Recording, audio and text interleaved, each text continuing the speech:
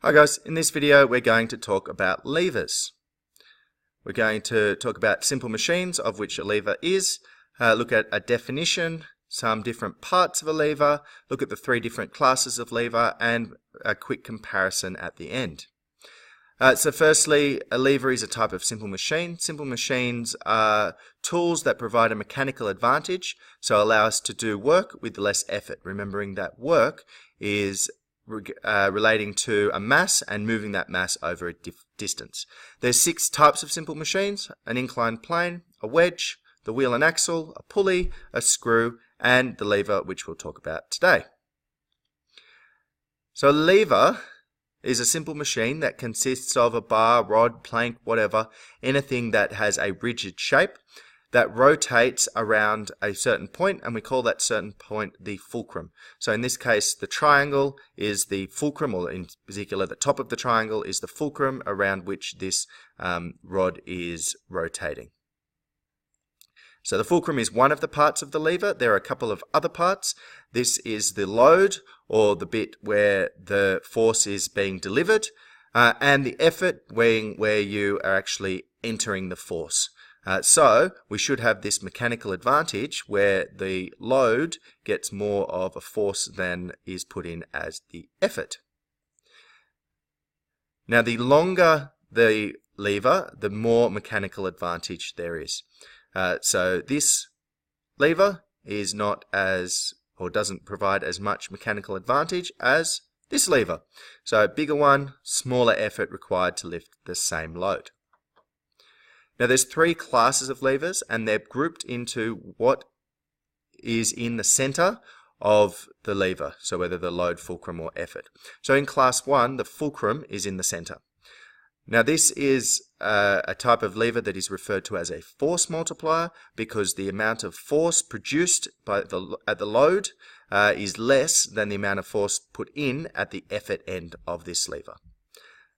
An example of a class 1 lever is a pinch bar. So you can see here the load is the floorboard that needs to be pulled up. Now you wouldn't be able to actually just get in there with your hand and pull it up. So we're using the mechanical advantage of the pinch bar, the fulcrum being the point that the bar rotates around, and the effort being the other end of the lever where you're holding onto it. A class 2 lever has the load in the middle. Now this is also a force multiplier, so more force is delivered at the load, or to the load, than is put in at the effort. Now an example of this would be a wheelbarrow. Now you can lift up more in a wheelbarrow than you can if it was just in a bucket and you were holding the sides. So you can see the fulcrum is the wheel of the wheelbarrow, the load is the bucket of the wheelbarrow where the things go in, and the effort is right at the other end where the person is lifting up the lever.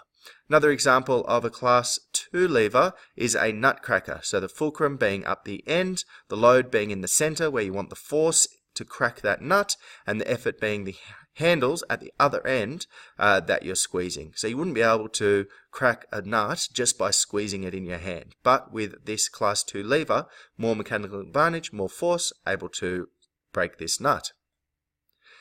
Now class 3 lever is a bit different. So it has the effort in the middle.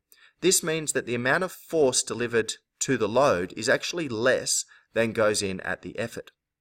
Now the reason this is still useful is the load, although there's less force there, that object is moving at a faster speed. So we refer to class 3 levers as speed multipliers.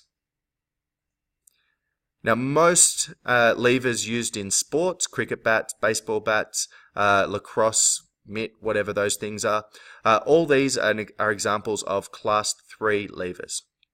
So here we've got the guy fishing, so the fulcrum is around the body that it's pivoting, the effort is his hands casting the rod, and the load being the end of the rod.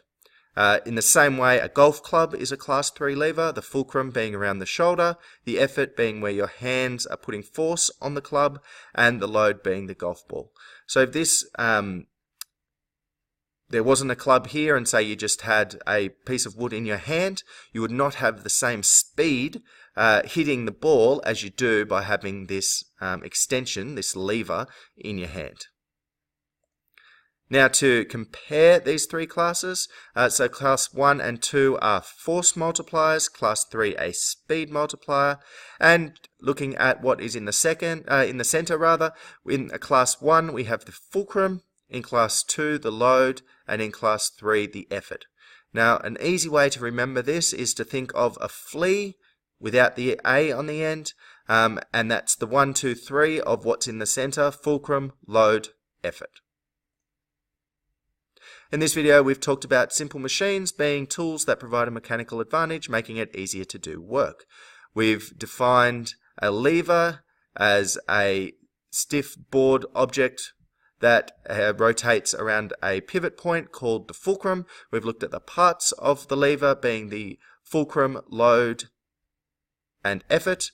And we've talked about class 1 levers being force multipliers with the fulcrum in the center, class 2 levers, force multipliers with the load in the center, class 3 levers, speed multipliers with the effort in the center, and we've compared those three classes of levers, which I've just done now. Thanks for watching, guys. Peace out.